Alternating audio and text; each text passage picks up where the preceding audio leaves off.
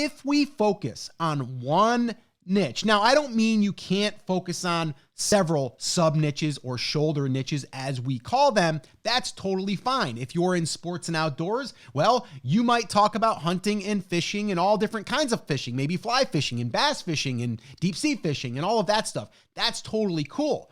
But what I'm talking about is focusing on one niche. So this way here, we're not just chasing a trend.